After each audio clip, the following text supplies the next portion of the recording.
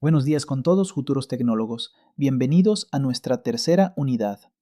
En las sesiones anteriores hemos cubierto los fundamentos de la seguridad penitenciaria, pero hoy y durante esta unidad vamos a entrar en la parte más tangible, en el hardware del sistema. Vamos a hablar de la gestión integral de infraestructura y logística. Piénsenlo de esta manera. De nada nos sirve tener los mejores protocolos, el personal más capacitado, si el edificio del que trabajamos, el Centro de Privación de Libertad, está activamente diseñado en nuestra contra. Hoy, en este primer contenido de la unidad 3, nos vamos a enfocar en algo que, a menudo, se pasa por alto hasta que es demasiado tarde. La arquitectura penitenciaria, la zonificación y los estándares de habitabilidad. Les parecerá un tema de ingenieros, de arquitectos, pero les aseguro que, al final del día, el diseño de un muro, la ubicación de una puerta o la falta de una reja es lo que define si su turno será tranquilo o si enfrentarán una crisis. El propósito de esta clase es que ustedes comprendan que el diseño arquitectónico y la forma en que dividimos el espacio no son elementos pasivos, son herramientas activas de seguridad estática, son la primera línea de defensa. Un diseño deficiente, como los que lamentablemente abundan en nuestra realidad nacional, inevitablemente aumenta la carga de trabajo del personal de vigilancia, crea puntos ciegos, genera vulnerabilidades y francamente nos pone en riesgo. Vamos al fondo del asunto. La arquitectura penitenciaria, en su definición técnica, busca conciliar dos cosas que parecen opuestas: las consideraciones penológicas, es decir, la resocialización o la custodia pura, con los requisitos de seguridad que son inherentes a controlar una población confinada. En el Ecuador, hemos visto los dos extremos. Tenemos diseños antiguos, como partes de la penitenciaría del litoral, que son laberintos incontrolables, casi fortalezas feudales. Y tenemos diseños modernos, como los centros de la Tacunga o Guayas, que se construyeron bajo la promesa de un control operacional eficiente. Pero el diseño por sí solo no basta, y ahí es donde entran los principios de control. El primer principio esencial para el control es la visibilidad y el monitoreo. La infraestructura debe minimizar las barreras físicas que nos impiden el contacto visual con las personas privadas de libertad. Pensemos en la práctica. Si usted está en un puesto de control en un pabellón y no puede ver lo que pasa al final del pasillo, ese pasillo no le pertenece a usted, no le pertenece al Estado, le pertenece a quien lo controle desde las sombras. La falta de contacto visual constante, la abundancia de puntos ciegos, es el caldo de cultivo perfecto para conductas despiadadas, para el tráfico interno de sustancias e incluso para planificar motines. Yo recuerdo haber recorrido una instalación antigua donde, para ir de la zona de control al comedor, había que pasar por 3 esquinas ciegas y un pasillo sin iluminación. Eso es una invitación al desastre. La arquitectura moderna debe facilitar lo que llamamos vigilancia pasiva, es decir, que el diseño mismo del edificio, con pasillos abiertos, con ventanas de vigilancia bien ubicadas, ayude al personal a ver, incluso sin estar activamente buscando. Y claro, aquí es donde se conecta con la tecnología, con el CCTV. Pero si el diseño es malo, necesitaremos 1000 cámaras para cubrir los puntos ciegos que un buen arquitecto habría evitado desde el inicio. El segundo principio, y esto es crucial en el contexto ecuatoriano, es el de flujos controlados y segregación. Es un imperativo, no una sugerencia, establecer una separación física estricta. ¿Entre quiénes? Entre las rutas por donde se mueve el personal, nosotros, las rutas de las PPL, las rutas de los visitantes y, muy importante, las rutas de los suministros logísticos. ¿Por qué? Para prevenir la transferencia no autorizada de objetos, o dicho en buen ecuatoriano, para frenar el contrabando. Aquí es donde fallan muchos de nuestros centros. El documento nos presenta un microcaso sobre el CPL El Límite, donde los camiones de comida circulan a la vista del pabellón de máxima seguridad. Esto no es un caso hipotético. Pensemos en cualquiera de nuestros grandes CPL.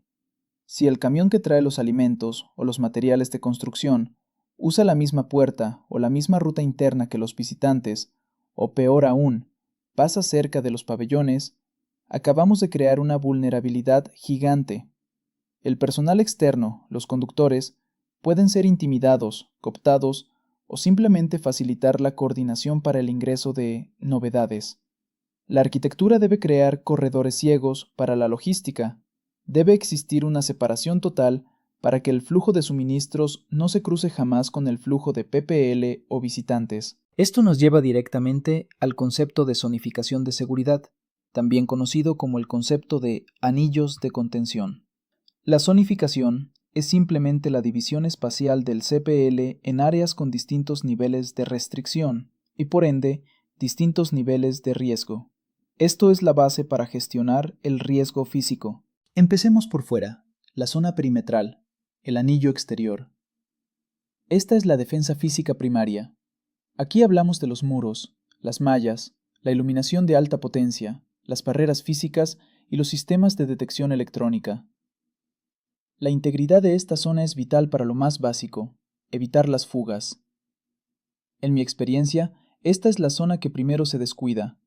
Se asume que el muro es impenetrable. Pero si no hay un plan de mantenimiento, que es el corazón de nuestro RAW 1, ese muro empieza a tener grietas, la corrosión afecta las mallas, la iluminación falla. En la Tacunga, por ejemplo, la altura del muro es una cosa, pero la capacidad de monitorear lo que pasa cerca de ese muro o los intentos de lanzar objetos por encima depende de que esa zona perimetral esté despejada e íntegra. Luego, si entramos, tenemos la zona de máxima seguridad y aislamiento. En teoría, estas son las áreas para PPL de alto riesgo. Se caracterizan por estructuras reforzadas, muros de alta resistencia y un control de acceso que debería ser tecnológicamente avanzado y altamente restrictivo. El diseño celular aquí debe permitir el monitoreo constante. La cruda realidad en nuestro país es que muchas veces estas zonas de máxima seguridad se han convertido en los centros de comando de los grupos de delincuencia organizada. Esto ocurre cuando el diseño arquitectónico falla y es superado por la corrupción o la falta de control. Si el diseño no permite al personal entrar y salir con seguridad, y si el control de acceso, que veremos en C3, es vulnerado, la arquitectura reforzada sirve entonces para proteger al líder delincuencial, no para aislarlo. También tenemos las zonas comunes y de tratamiento, patios, aulas, talleres, aunque estas zonas dependen mucho de la vigilancia dinámica, es decir, la interacción del personal, un tema de otra unidad. Su diseño estructural, C1, es clave. El diseño debe priorizar el control de flujos de acceso y egreso. Si el taller de carpintería está diseñado de tal forma que es fácil sustraer herramientas o materiales para usarlos como armas, el diseño falló. Finalmente, las zonas logísticas críticas, los almacenes de alimentos, las farmacias, las áreas de recepción de carga. Estas zonas, como dijimos, requieren una zonificación que se cruce con protocolos anticorrupción. Deben estar físicamente separadas del contacto directo con los pabellones. Ahora, quiero tocar el punto quizás más sensible y que más nos afecta en Ecuador, los estándares de habitabilidad. Cuando hablamos de esto, nos referimos a las reglas Mandela, que establecen las condiciones mínimas para asegurar la dignidad humana. Tamaño de la celda, ventilación, acceso a sanidad, luz. Miren, el incumplimiento de estos estándares no es solo una violación de derechos humanos. En nuestra profesión, el incumplimiento de la habitabilidad es, sobre todo, un riesgo de seguridad estructural y operacional. Aquí es donde la palabra hacinamiento cobra vida. El hacinamiento, que es la norma en muchos de nuestros centros, es el principal enemigo de la arquitectura penitenciaria. Un CPL diseñado para 1.500 personas, que alberga a 4.000, no tiene diseño que valga. La habitabilidad se vincula directamente al mantenimiento, nuestro RAW 1. Cuando hay hacinamiento, el deterioro de la infraestructura se acelera exponencialmente. Los sistemas sanitarios colapsan, las fallas eléctricas se multiplican, la humedad y el deterioro estructural aparecen. ¿Y cuál es el impacto en la seguridad? Primero, afecta la calidad de vida, lo que de por sí aumenta la tensión y el riesgo operacional de motines. Segundo, compromete la integridad estructural de las barreras de seguridad. Un sistema de cierre, una cerradura, diseñado para 10 aperturas al día, que ahora soporta 100, falla. Un muro que sufre humedad constante se debilita. Por lo tanto, y quiero que esto quede muy claro, El mantenimiento preventivo de los sistemas sanitarios, eléctricos y de cierre no es un trabajo de conserjería, es una acción de seguridad crítica. Esto nos lleva a definir la infraestructura crítica operacional. Son esos componentes físicos cuya falla, por mínima que sea, detendría la misión de seguridad. ¿Cuáles son? Los muros perimetrales, por supuesto. Los sistemas de cierre de puertas operacionales, tanto manuales como remotos, y algo que pocos consideran, los sistemas de respaldo eléctrico, las UPS y los generadores. Imaginen un amotinamiento. Ahora imaginen que se va la luz, se apaga el CCTV, fallan los bloqueos electrónicos de las puertas, C3, y usted queda a ciegas. El generador y la UPS son infraestructura tan crítica como el muro exterior. Entonces, ¿cómo gestionamos esto? ¿Cómo cumplimos con nuestro resultado de aprendizaje, RAW 1, de desarrollar planes de mantenimiento? Esto no se hace por intuición, se hace con procedimientos sistemáticos de inspección. Debemos adoptar un procedimiento de inspección física estructural. Esto es un checklist, pero un checklist con consecuencias. Primero, planificación documentada. Necesitamos un calendario. No podemos revisar cuando tengamos tiempo. Hay que definir rutas de inspección trimestrales para lo estructural y quizás semanales para lo perimetral. Segundo, verificación de barreras físicas. El personal debe caminar la línea, buscar activamente corrosión en las rejas, grietas en los muros o algo muy importante, indicios de excavaciones cerca de la cimentación. Las fugas por túneles no son mitos y empiezan con alguien que no hizo la inspección visual del suelo. Tercero, sistemas de cierre. Verificar la funcionalidad de cerraduras, bisagras, rejas y sistemas de bloqueo. ¿La puerta cierra bien? ¿El marco está alineado? ¿O hay un juego que permite la manipulación? Cuarto, zonas de flujo y puntos ciegos. Evaluar en el sitio si la zonificación C1 funciona. Si vemos que en el cambio de turno todos se aglomeran en un punto ciego, tenemos un problema de diseño o de protocolo. Finalmente, y lo más importante, reporte de novedades. De nada sirve encontrar una falla si no se documenta técnicamente. Ubicación exacta, tipo de falla y prioridad. Este reporte es el que alimenta el plan de mantenimiento y el sistema de gestión de datos C5. Para medir esto, no usamos sensaciones, usamos métricas. Usamos lo que el documento llama la hoja de inventario y evaluación de vulnerabilidades físicas. Por ejemplo, para los sistemas de cierre, medimos la tasa de falla. Si tenemos más de un 1% de fallas en los cierres, estamos en problemas. Para los muros perimetrales, usamos un índice de integridad estructural, una escala del 1 al 5.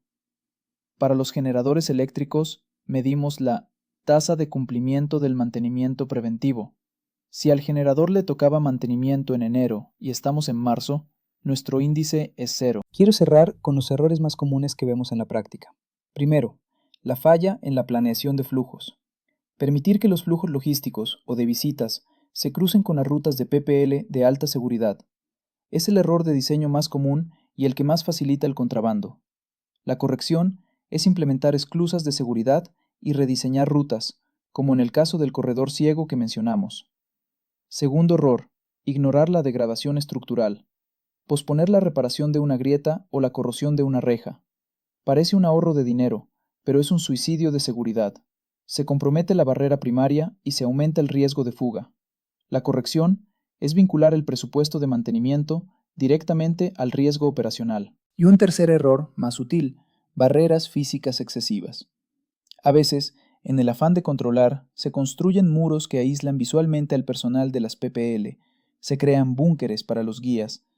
Esto dificulta la vigilancia, rompe la vigilancia pasiva de la que hablamos y, aunque parezca irónico, aumenta el riesgo de hostilidades y motines porque el personal pierde la capacidad de sentir el ambiente del pabellón. En conclusión, futuros tecnólogos, la infraestructura no es estática, está viva, se degrada, se la ataca, se la vulnera. Un CPL es un sistema donde el diseño arquitectónico, C1, es la plataforma sobre la que corren todos los demás sistemas. La tecnología, C3, los suministros, C2 y los datos, C5. Su deber, al administrar esta infraestructura, no es solo mantenerla operativa, es entender cómo cada grieta, cada puerta y cada punto ciego impacta directamente en la seguridad integral. El RA1, el mantenimiento preventivo, es la herramienta con la que ustedes garantizarán que el edificio trabaje para ustedes y no en su contra. Bien, para dar por terminada la sesión del día de hoy, les quiero recordar que deben revisar todas las actividades que se encuentran cargadas en el aula virtual y deberán realizarlas en el tiempo establecido. No se olviden que uno de los requisitos para aprobar el curso es que deben tener todas las actividades completas. Una vez más quiero indicarles que en el caso de tener alguna duda sobre la clase, pueden realizar sus preguntas al agente virtual de la materia. El enlace que los llevará directamente a conversar con el agente se encuentra cargado en la plataforma virtual en el apartado de la información general del curso. Si luego de conversar con el agente virtual siguen teniendo dudas, pueden realizar sus preguntas en el grupo de WhatsApp de la asignatura. Allí los asistentes de cátedra les ayudarán respondiendo sus preguntas. Además de eso, también tienen disponible un foro de dudas dentro del aula virtual, donde podrán dejar sus inquietudes para ser resueltas. Pasen bien, señores estudiantes, y nos vemos en la próxima clase. ITESUT, Instituto Superior Tecnológico Universitario de Transporte.